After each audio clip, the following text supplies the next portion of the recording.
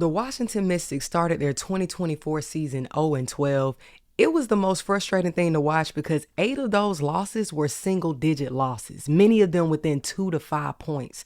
They bothered some of the best teams in the league, but for some reason could not finish games. With the rise of viewership in the WNBA, the Mystics made bold moves in the offseason by parting ways with their longtime GM and coach, traded away their franchise player Ariel Atkins for a top draft pick, and secured some of the top prospects coming into the WNBA like Sonia Citron, Kiki Iriafen, Georgia Amore, Lucy Olsen, and Zay Green, who has since been waived. I can truthfully say I was not expecting Citron's game to translate this well. I fear the hype of Hannah Hidalgo and Olivia Miles outshined her contributions at Notre Dame. Also, as a Gamecock and Tigers fan, I wasn't a huge follower of the Fighting Irish. At this point, she is shaping up to be one of the most well-rounded rookies we've seen in the past 2 drafts. Defensively, she's a menace, locking down some of the most elusive guards in the W. Offensively, her IQ is off the charts. I admire her ability to move without the ball. That type of play is what makes Steph Curry one of the best guards of all time. She knows how to read the defense. She makes the right cuts at the right time. She makes the right passes. She takes the right shots. She can shoot it from deep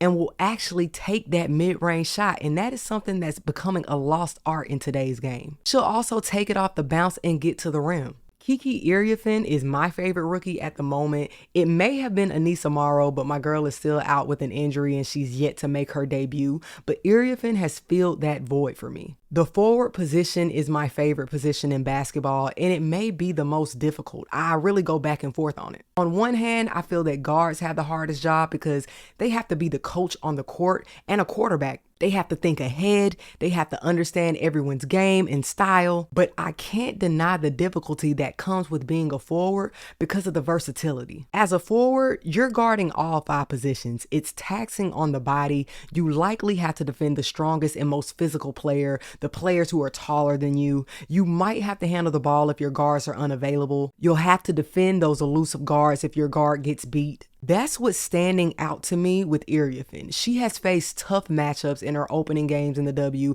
and she's been audacious and confident each time. She bothered a 6'7" Brittany Griner, a long and skilled DeWanna Bonner, and a physical Aaliyah Boston, and she's got better each matchup. She recorded a double-double against Tina Charles and helped her team come back from a 15-point deficit to win by 5, all while playing with 5 fouls the entire 4th quarter. There's a connection and chemistry between Iriafen and Citron that's elevating not only their games, but it's lifting up the entire organization.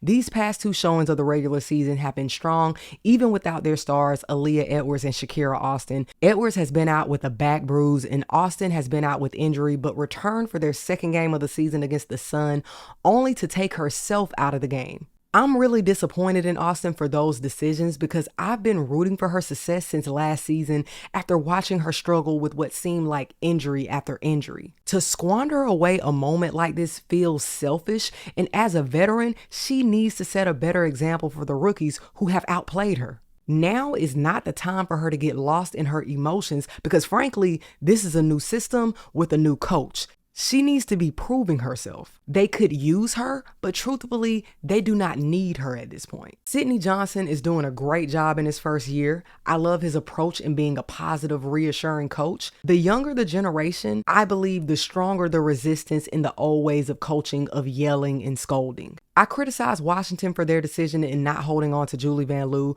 but their 2 regular season showings have proved that this is a team learning from their mistakes quickly. They are hungry and are making a statement that they are here to compete, and despite their age, they are not afraid of the challenge. But what are your thoughts, Hoops Tribe? What are your thoughts on the Mystics thus far? How do you feel about their rookies? Let's talk hoops.